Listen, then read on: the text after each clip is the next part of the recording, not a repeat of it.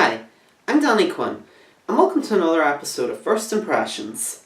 On tonight's episode, Vin Diesel turns his back on family as I decide the fate of the Furious. Dominic Toretto, played by Vin Diesel, is settling down after the events of Furious 7 with his wife Letty, played by Michelle Rodriguez. However, when he and his crew are called upon to do another mission by the cops, played by Dwayne "The Rock" Johnson, he seemingly turns his back on them and steals a device from the mysterious criminal Cypher, played by Charlize Theron. Now Dom's crew, along with their former nemesis Deckard Shaw, played by Jason Statham, must stop a malevolent enemy that intends to bring about World War III and possibly kill the man that brought them together if they can't bring him back to their side.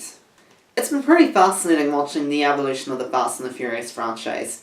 It started out as a relatively small budgeted action movie that kinda ripped off the original Point Break, which makes it even more confusing why there's an actual Point Break remake when the original Fast and the Furious serves as a pretty decent remake in its own right. That film was a pretty big hit way back in 2001, and over the course of the 2000s we saw a string of mediocre sequels, before the franchise finally found its footing again in 2011 with Fast 5, which took the franchise in a slightly different direction. It had an ensemble cast of heroes, witty banter, over-the-top action, and it embraced a lot of the sillier elements that prevailed throughout the previous movies. It was a pretty big hit, and the franchise's success has only grown with each subsequent sequel. If you want to know my opinion on the franchise, I'm personally quite indifferent to these films. I don't hate them, I don't love them, I just think they're very disposable, lightweight, but ultimately quite entertaining films. And the later films do benefit from the team dynamic that popped up in Fast 5.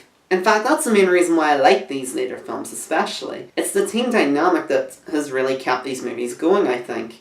The characters are extremely likeable, the dialogue is very strong and witty, and the chemistry between the actors is really strong in these films. And Furious 7 was a really solid outing too. Good action, great humour, a memorable villain, and a very emotional ending that really served as a solid send-off for its late star Paul Walker. It was so good in fact that they probably could have ended the franchise there. But whenever your movie makes over $1 billion worldwide, let's face it, these days, you gotta have a sequel. But with Furious 7 having sent off Paul Walker in such a great way, I'm not gonna lie, I was concerned about this movie. I didn't really think it needed to exist, even if the box office and the general audience kinda disagrees with me on that. And when I first saw the trailer and I heard about the plot of the movie, I was concerned that the team dynamic that had kept these movies going wasn't going to be there in this movie. But fortunately, The Fate of the Furious is still a relatively solid outing in this franchise. The team dynamic isn't actually that badly affected by Dom's portrayal. There's still some great humour, the chemistry between the actors is so strong. Unfortunately though, I have to admit, I think Vin Diesel is probably one of the movie's main albatrosses. It's been rumoured that Diesel and The Rock did not get along during filming this movie or promoting it either. And I'm very inclined to believe that because they barely even share a shot together, let alone a scene or a conversation together. And Diesel does kind of fade into the background of the movie too, but not nearly as much as I assumed he would. And I can assume he must have been filming Triple X Return of Xander Cage around the same time as this film, which would explain why he feels more like a supporting character in this movie and kind of lets the rest of the cast overshadow him. And now that I think about it, he kind of felt more like a supporting character in Return of Xander Cage too.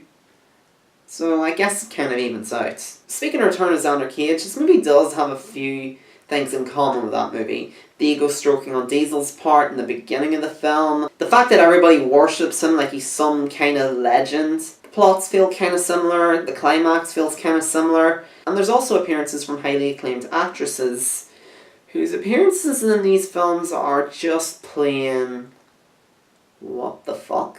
But for all of Diesel's shortcomings in this film, The Rock and Jason Statham more than make up for it. Any scene between these two is brilliant. Their dialogue is very funny, the pair have great chemistry.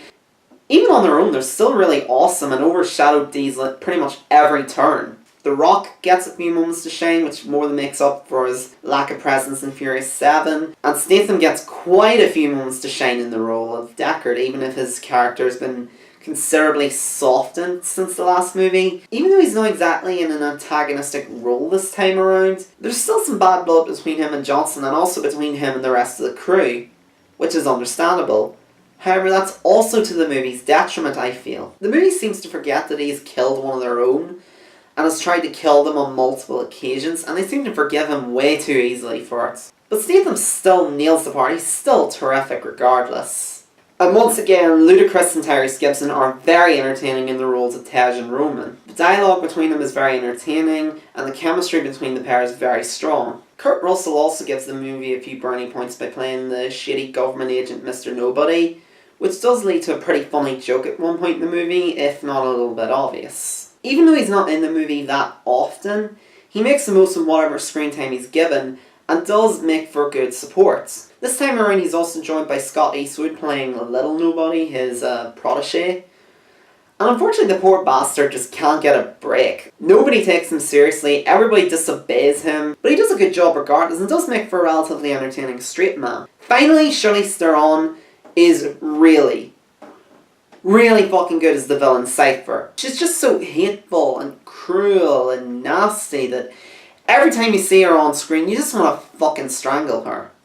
She just punishes our heroes. She puts them through all sorts of hell, especially Dom. She just completely torments him throughout the movie. But unfortunately, she's also kind of wasted in the part. There's never really any direct confrontation between her and the crew. And she doesn't really get very physical in the part either, which is a shame because Charlize Theron has played some pretty badass characters in the past. But at least when she is on screen, she really makes a good impression, and holy fuck is she loathsome. The action scenes are like a lot of the set pieces in other films, really silly and over the top, but enjoyable despite that, or because of that even. The big set pieces are a lot of fun, although the movie I think is kind of light on action. That's not to say there's not much action, there's definitely quite a bit of it, but it's quite light on set pieces overall. And the movie seems to be aware of that because the action scenes feel very overextended this time around. And this does in particular affect the film's climax, which I felt was a little bit overlong and dragged out to the point that it does kind of overstay its welcome, I think. And unfortunately, while the set pieces themselves are mostly entertaining, the fight scenes kinda completely suck.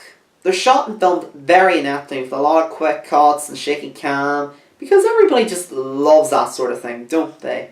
And the worst example, I think, is this prison fight scene involving The Rock and Jason Statham. And it's also the most disappointing because this could have been a really awesome scene, but it never really amounts to much because of the shit camera work and shit editing. All in all, I enjoyed The Fate of the Furious a lot more than I was expecting to. The team dynamic that I was so afraid about not being present in this is still there. The cast are mostly on top form, especially The Rock and Jason Statham, who completely steal the show and overshadow Diesel at nearly every turn. And the action scenes are mostly very entertaining.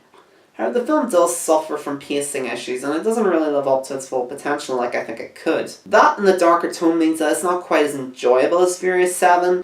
That being said, it's still a pretty solid film, and I'm going to give it a strong 6 out of 10. At the end of the day, if you're a fan of this franchise, you'll most likely enjoy it, and I definitely recommend it if you're looking for a good time at the cinema. So thank you for watching, I hope you enjoyed this video. Sorry it took a wee bit of time to get up, I've just been quite busy with other stuff lately. That, and I'm also trying to work out how I'm going to review Power Rangers and Ghost in the Shell. I'm actually kind of struggling with that review, which is why it hasn't come out yet. But it will be up either tomorrow or Saturday. But in the meantime, thank you for watching. I'm Danny Quinn. Have a pleasant evening.